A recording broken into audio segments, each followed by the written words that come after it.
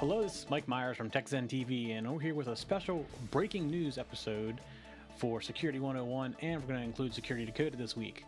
There has been a new vulnerability, as you may have heard before on the Cisco routers. There was a vulnerability where they could get in and get access to your router, and it was affecting only one or two versions of the router. However, Defense Code has done some research and determined that there are a lot of other routers that are using this, and this is actually from a universal plug-and-play vulnerability. And in most routers, you should not have universal plug-and-play turned on to the outside. In fact, you should never have it turned on to the internet. But some of these routers have it turned on to the internet.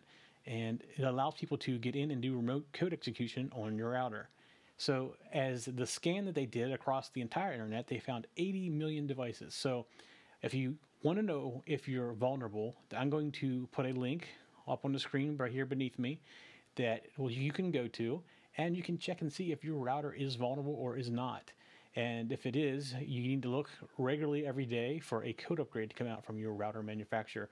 The router manufacturers are putting out code updates as fast as they can, but the vulnerability is actually a fairly serious one, and now that it's out in the public, it's going to start getting exploited even more.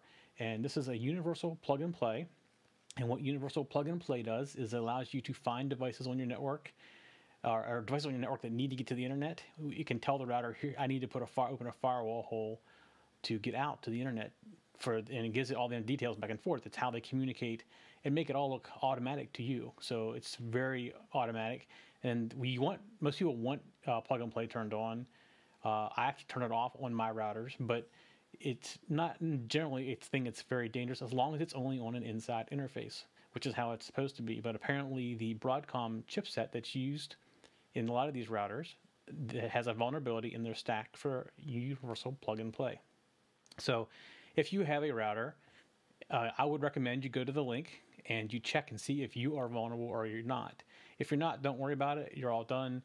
But if you are, you want to contact your manufacturer and keep checking for a code upgrade, because this is potentially a very serious vulnerability. So that's our breaking news item. Go to that link, check your router, and see if you're vulnerable. And if you are, you need to be aware that you are, first of all, and you need to keep watching for upgrades, because this allows people to get into your router and run commands from it, which can cause many more issues. That's it for breaking news. I'm Mike Myers.